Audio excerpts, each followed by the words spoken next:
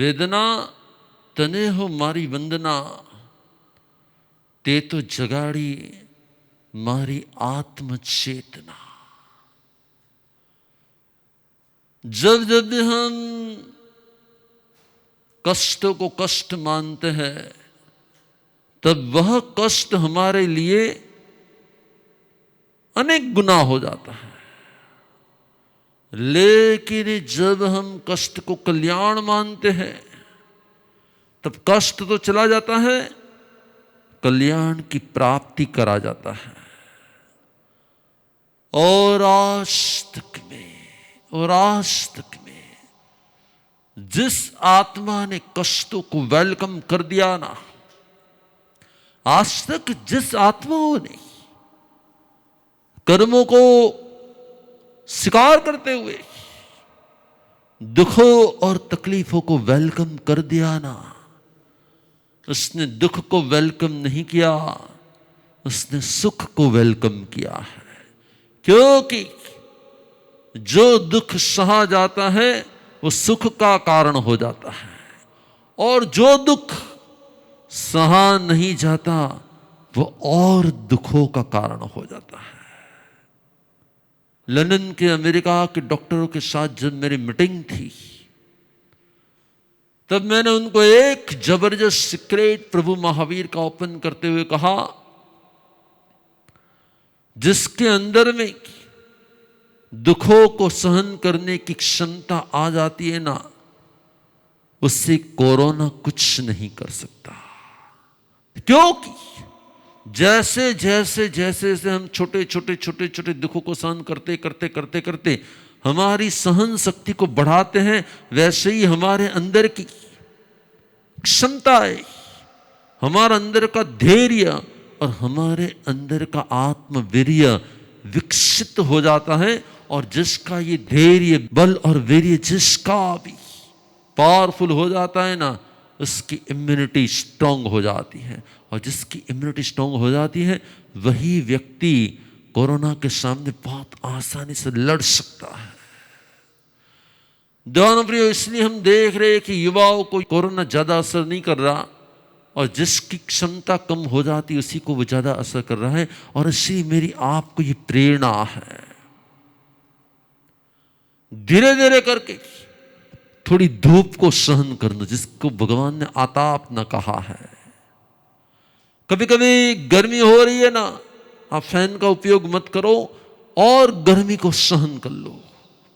कभी कभी बहुत भूख लगी है ना, आधा घंटा 1 घंटा जरा भूख को सहन कर लो। जिसको अंदर से ही सहनशीलता का पुरुषार्थ हो जाता है, जिसका भी समझ लो कि सहनशीलता का पुरुषार्थ स्वस्थ रखने का उपाय होता है। जो गरीब के बच्चे धूप में खेलते पूरा दिन, झोपड़ियों में रहते और धूप में खेलते पूरा दिन, उससे कभी सनस्ट्रोक नहीं लगता। जो अमीर के बच्चे होते, जो हमेशा के लिए एसी में और फैन में ही रहते, जो हमेशा के लिए घर में ही रहते हैं ना, वो कभी धूप में 2 बार भी निकल जाते हैं तो उनको सनस्ट्रोक हो जाता है। क्यों? क्योंकि उसने अपनी क्षमता को डाउन कर दिया, उसने अपनी क्षमता को कम कर दिया है। इसीलिए परमात्मा ने जिस दिन से दीक्षा ली, उस दिन से एक मंत्र बनाया, एक ही मंत्र बनाया, दुखों को वेलकम, दुखों को वेलकम, दुखों को वेलकम, दुखों को वेलकम, दुखों को वेलकम, दुखों को वेलकम, दुखों को वेलकम, दुखों को वेलकम। भगवान ने किसी के पास जाके मन दुखे चैन मन तकलीफ थे, न भगवान कभी रोए, न भगवान ने कभी दुखों को गाया, न भगवान ने दुखों को कहा। वो तो सिर्फ सहते ही रहे। और जिसके अंदर की सहनशीलता बढ़ जाती है ना, कितने उपसर्ग को सहन किए, कितने कष्टों को सहन किए, लेकिन याद रखना, जिसने कष्टों को सहन कर लिया ना, उसका अंदर का सामर्थ्य बढ़ जाता है। लेकिन हमें हमेशा के लिए प्रश्न होता है कि हम सहन नहीं कर पाते। ऐसा भगवान में क्या होता है कि वो सहन कर पाते हैं? हर एक मन में विचार आता है कि जो हम सहन नहीं कर पाते वो भगवान कैसे सहन कर पाते हैं? ऐसा क्या होता है? याद रखना, तन और मन का कनेक्शन हो जाता है ना, तन और मन का कनेक्शन हो जाता है ना, तो हमारी सहन करने की क्षमता कम हो जाती है। तन और मन दो का कनेक्शन हो जाता है ना, तो हमारी सहन करने की क्षमता कम हो जाती है। जब हमें तन को और मन को सेपरेट करना आ जाए, जब हमें तन को और मन को सेपरेट करना आ जाए, फिर तन के ऊपर चाहे कितनी ही पीड़ा हो, मन तक पहुंचती नहीं है। और मन तक जो पीड़ा पहुंचती नहीं है ना, उसमें हम अपने आप में ही स्वस्थ रह पाते हैं। और इसीलिए जब भी पीड़ा आए, जब भी तकलीफ आए, जब भी कोई वेदना हो, तब हमें अपने मन को डाइवर्ट कर देना है, तब हमें अपने मन को किसी और दिशा दे देनी है, तब अपने मन को किसी और विचारों में ले जाना है, तब हमारे मन को किसी मंत्र जाप में, किसी आराधना में, किसी साधना में जोड़ देना है। क्यों? याद रखना, मन ही हमें स्ट्रांग बनाता है, मन ही हमें वीक बना देता है। और इसलिए जिसका मन स्ट्रांग होता है ना, आपने देखा होगा उसको बहुत सारे कष्ट होंगे ना, फिर भी उसके चेहरे पर मुस्कान होगी। और जिसका मन दिला पोचा होता है, और जिसका मन बेचारा लोकल जैसा होता है, वो छोटे छोटे दर्द में ये दवाई खा लूं, वो दवाई लगा लूं, ये इंजेक्शन ले लूं, ये कर लूं, वो कर लूं। याद रखना, जिसका हाथ तुरंत ही दवाई की गोलियों की ओर जाता है ना, उसकी सहनशीलता बहुत कम होती है, और वो लाइफ में कभी भी आगे नहीं बढ़ पाता, वो लाइफ में कभी भी आगे नहीं बढ़ पाता। जिसकी अंदर की क्षमता, जिसके अंदर की सहनशीलता का विकास होता है ना, वही वर्ल्ड में आगे बढ़ सकता है, वही किसी भी क्षेत्र में सक्सेस हो सकता है, और वही हर फील्ड में अपने आप में ही टॉप पर पहुंच जाता है। भगवान महावीर ने कहा, मुहुम मुहुम, पहले थोड़े दर्द को सहन करो। हो गया, आपको लगता है कि हो जाता है, और थोड़े दर्द को बढ़ा दो। आपको लगा कि सहन हो गया, नहीं प्रॉब्लम नहीं आ रहा है, और थोड़े दर्द को बढ़ा दो। धीरे धीरे धीरे धीरे पहले 10 मिनट के लिए धूप में खड़े रहो, फिर 15 मिनट के लिए धूप में खड़े रहो, 20 मिनट के लिए धूप में खड़े रहो, फिर 25 मिनट के लिए धूप में खड़े रहो, फिर 30 मिनट के लिए धूप में खड़े रहो। पहले 4 लोगोस का काउसक करो, फिर 8 लोगोस का काउसक करो, फिर 12 लोगोस का काउसक करो, फिर 20 लोगोस का काउसक करो। धीरे धीरे धीरे धीरे आपके अंदर की क्षमता डेवलप हो जाएगी, और जब आपकी क्षमता एक लेवल तक पहुंच जाएगी ना, फिर क्या होगा? कोई भी कष्ट, कोई भी वेदना, कोई भी पीड़ा के अंदर आप अपसेट नहीं होंगे। वरना फिर क्या होगा? भविष्य सुन रहा है ना तू? वरना फिर क्या होगा? थोड़ी सी सर्दी हो जाएगी, थोड़ा सा बुखार हो जाएगा, थोड़ा सा जरा ये हो जाएगा, तो तुरंत ही हम, मुझे ये हो गया और मुझे ये हो गया, हम क्या करेंगे? हम गाना शुरू कर देंगे। याद रखो, महापुरुषों के गुणगान गाओ, अपने दुखों के गुणगान कभी मत गाओ।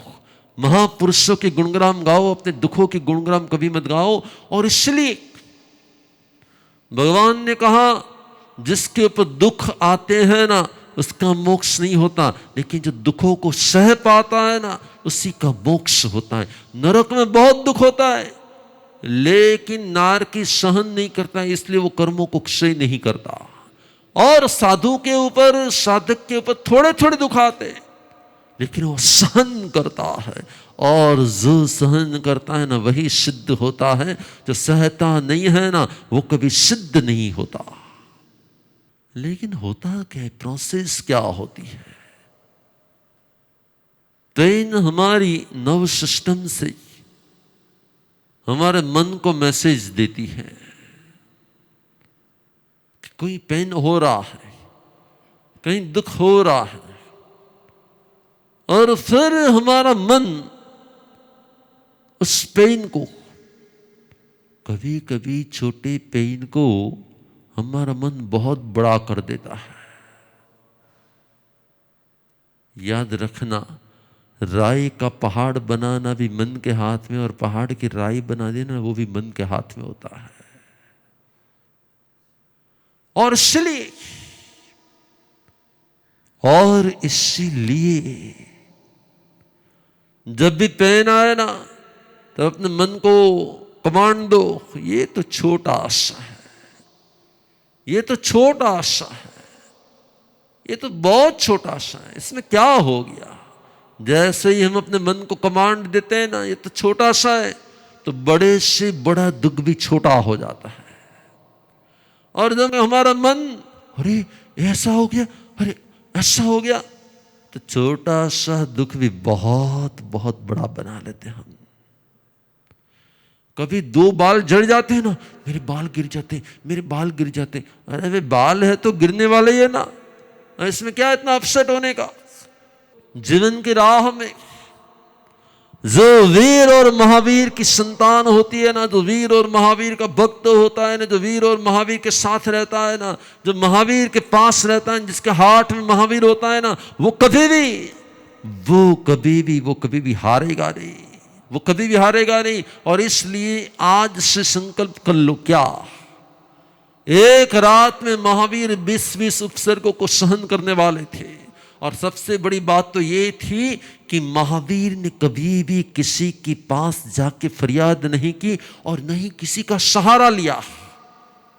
सहारा तो लिया नहीं, लेकिन इंद्र आकर कहता है प्रभु, इंद्र आकर कहता है प्रभु मुझे आपके साथ रहने दो। इंद्र कहे से प्रभु महावीर ने मने एक विनंती करवा दियो, पंथ कठिन से साधना केरो, साथ तुम्हारी रहवा दियो। इंद्र ने आकर, देवलोक के देव ने आकर प्रभु को विनंती की, प्रभु मैं आपके दुखों को, कष्टों को, वेदनाओं को देख रहा हूं कि बहुत सारे कष्ट आने वाले, मैं आपके साथ में रहूंगा, आपके सब दुखों को दूर कर दूंगा। महावीर ने कहा, क्या कहा, मैं मेरे कर्मों को सही करने के लिए आया हूं, मैं मेरे कर्मों को सही करने के लिए संयम के मार्ग पर आया हूं। मुझे किसी की सहाय की जरूरत नहीं, मुझे किसी की सपोर्ट की जरूरत नहीं, मुझे किसी के सहयोग की जरूरत नहीं है। और हम तो दुख से आम मटी जसन तो आम करिस, हम तो देव आते नहीं है, बुलाते हैं और मानते। और महावीर वो थे तो देव सामने से आकर विनंती करता है ना, फिर भी वो कहते मुझे तेरी कोई जरूरत नहीं है, हे इंद्र मुझे आपकी सहाय की कोई जरूरत नहीं है। अब यदि हम वीर के वारिसदार हैं, यदि हम परमात्मा महावीर के वारिसदार हैं, यदि हम परमात्मा के भक्त हैं, तो आज से एक संकल्प कर लो। कौन सा संकल्प? हम संयम ले पाए कि ना ले पाए, हम संयम ले पाए कि ना ले पाए, छोटे छोटे दुख को हम न किसी को कहेंगे, छोटे छोटे दुख को न किसी के पास गाएंगे, और न ही छोटे छोटे दुख में दवाई की गोली को हाथ में लेंगे। क्या? डॉक्टर के पास जाना तब होना चाहिए कि जब आपकी लिमिट क्रॉस हो जाए। और याद रखना, लिमिट को बढ़ाना ये साधक का कर्तव्य है। सहन करने की लिमिट को बढ़ाते जाओ। यदि आपको लगे कि सहन नहीं हो रहा है, तब जाके आप किसी के पास जाओ, तब तक आपको किसी के पास जाना ही। ये तो छोटा सा पेट में दुखता है, पेट में दुखे दवा ले ली, छोटा सा जरा कान में दर्द हो रहा है हम दवाई ले लें, छोटा सा जरा ये हो रहा है हम दवाई ले लें। याद रखना, दुख को दूर करना दुख को आमंत्रण देना होता है, और दुख का शिकार कर लेना दुख को विदाई करने का उपाय होता है। अरे गिरीश भाई थोड़ा सहन कर लो, छोटे बच्चे का परिसर हो रहा है आपके ऊपर। हेलो, जिंदगी में हमेशा याद रखो, छोटे छोटे दुखों को दूर मत करो, उसका स्वीकार कर लो। जब बहुत बड़ा दुख आ जाए ना, यस वेरी गुड, जब बहुत बड़ा दुख आ जाए ना, तब सिर्फ आप उससे दूर करने का प्रयत्न करो, क्योंकि वो सहनशीलता के बाहर होता है। बाकी तो सहनशीलता से हमें हर दुख को वेलकम करना है, वेलकम करना है, वेलकम करना है। और इसीलिए आज का गुरु मंत्र याद रखो कि जो दुख को वेलकम करता है वो वीर का वारिसदार होता है। क्या? जो दुखों को वेलकम करता है वो वीर का वारिसदार होता है, और जो दुखों को कम करने का प्रयत्न करता है वो कभी वीर का वारिसदार नहीं होता। जो दुखों को, बोलो राजेश भाई क्या कहा मैंने? कोठारी, जो दुखों को वेलकम करता है वो वीर का वारिसदार होता है, वो गुरु का वारिसदार होता है। और जो दुखों को कम करने का प्रयत्न करता है वो कभी परमात्मा और वीर का वारिसदार शिष्य नहीं होता। अब आपके हाथ में दुख को वेलकम करना कि दुख को कम करना। जो दुख को कम करता है वो कभी प्रभु का नहीं होता, जो दुख को वेलकम करता है वो प्रभु का होता है। शुभ हो, श्रेय हो, मंगल हो, कल्याण हो।